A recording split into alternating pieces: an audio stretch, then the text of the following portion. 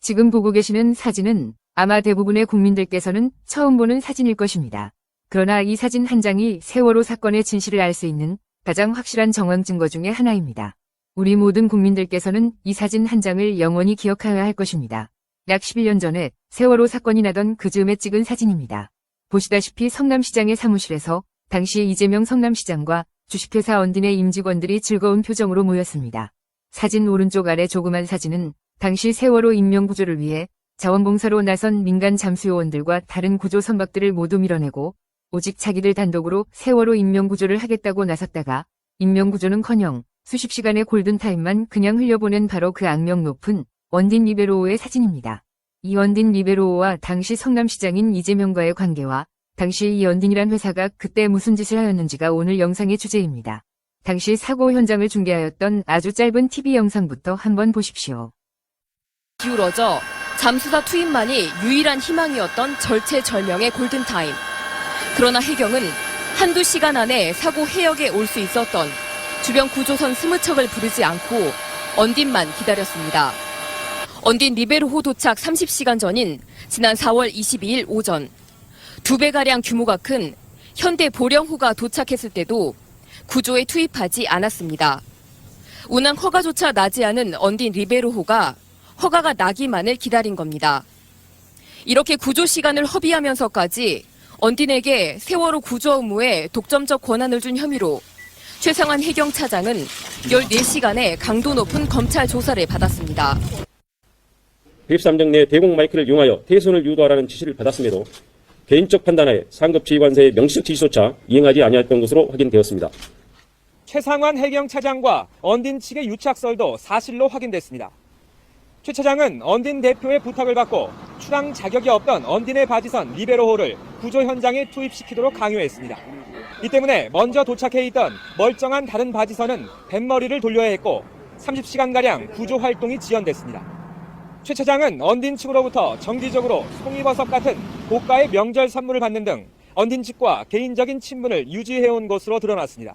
그러나 이번 사진에서 보시는 바와 같이 당시 최상환 해경차장은 지난 2021년 대법원 최종 판결에서 무죄 확정 판결을 받았습니다. 1번 사진 밑에 빨간 사각형 안의 글을 보십시오. 성남시가 2013년 4월 언딘을 중소기업 육성자금 지원사업 대상기업으로 선정하고 우리은행 판교 지점에서 언딘에게 5억 원을 융자해줬습니다. 뿐만 아니라 그 5억 원에 대한 1년치 이자까지 성남시가 대신 지급해 주었습니다. 주목할 점은 해난 구조업을 하는 언딘과 성남시는 정치적으로나 사업적으로나 단 하나의 공통점도 없습니다. 단 하나의 관련도 없는 해난 구조회사에 5억 원이란 사업자금을 융자해주고 그 이자까지 대신 성남시가 꼬박꼬박 납부해 주었습니다.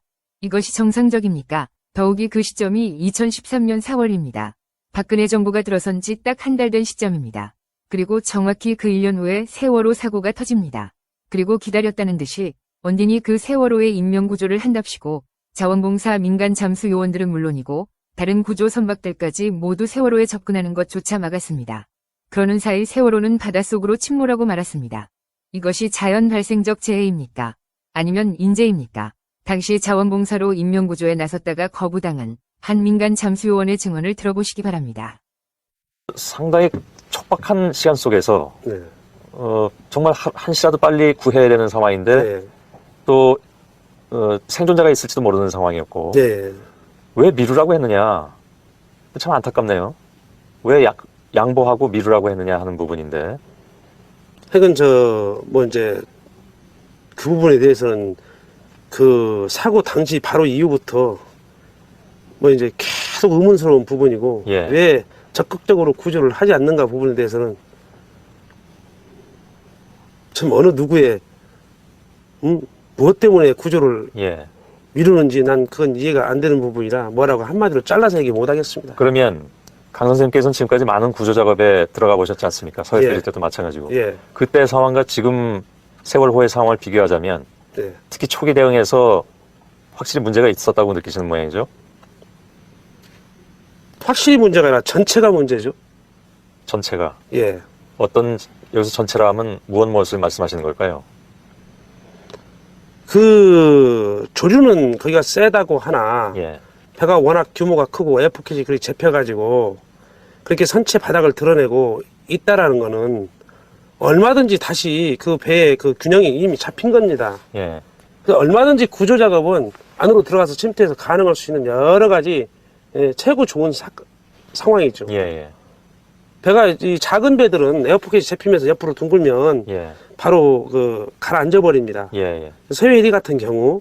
그런데 이렇게 큰 배들은 격벽이 많이 있어서 에어포켓이 아주 많이 잡히는 경우죠. 예. 그 정도라면 얼마든지 많은 시간을 예. 필요로 안 해도 예. 얼마든지 들어가서 작업을 할 수 있고 있었다. 충분히 구조를 할 수 있는데 안 하는 이유에 대해서는 무슨 생각인지 어떤 이유에서인지 전 모르겠습니다. 예. 들으셨듯이 민간 잠수요원의 증언과 앞서 보신 TV의 현장 중계방송을 보면 당시 언디는 세월호의 인명구조에 전혀 관심이 없었음을 알 수 있습니다. 이해계한 해남구조 회사가 정치적 또는 사업적인 관계가 전혀 없는 당시 성남시장인 이재명과 막역한 관계에 있었고 이재명은 또한 이 회사에게 금전적인 지원까지 하였습니다. 화면에서 보시듯이 언디는 2004년 노무현 정부 초기에 수중공사 및 해양장비 사업 목적으로 설립이 되었습니다. 3년 후 IRC라는 여론조사 업체를 협력업체로 등록합니다. 해양수중공사 업체가 난데없이 여론조사 업체와 협력업체가 됩니다.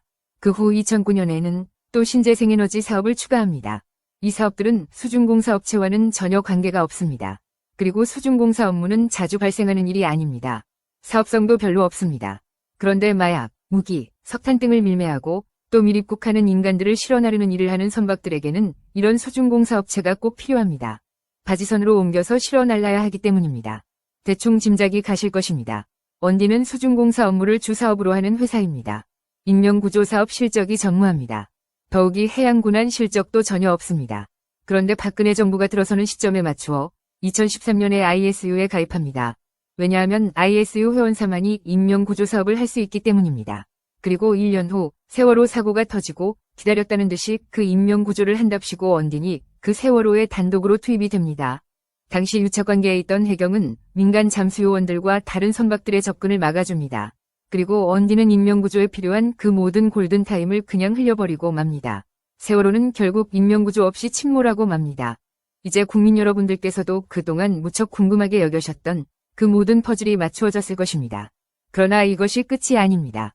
이재명은 대통령 자리에 앉자마자 영원히 잊지 않겠다고 그동안 신주 모시듯이 잘 보관해오던 세월호 선체 일부를 고철로 팔아버렸습니다. 일부에서는 돈 때문이냐고 비판을 하지만 그것이 아닙니다. 이재명은 그 증거를 없애버린 것입니다. 미국은 광주 5.18 비밀보고서를 40년 후에 해제하였습니다. 이 세월호 비밀보고서도 언젠간 미국이 해제를 할 것입니다. 이재명은 그것이 두려운 것입니다.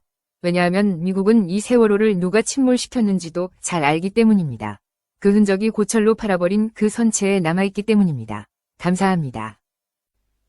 세월호 참사 이후 3년 만에 인양된 세월호 선체는 지금 전남 목포 신항에 있습니다. 세월호 참사 희생자를 기리고 다시는 이런 사고가 일어나지 않도록 일깨우기 위해서 이 선체는 장소를 옮겨 영구 보존될 계획입니다. 세월호 선체는 몇 년 뒤면 자리를 옮길 계획인데요. 이곳에서 1.3km 떨어진 고화도에 건립될 국립세월호 생명기억관에 영구 보존하기로 한 겁니다.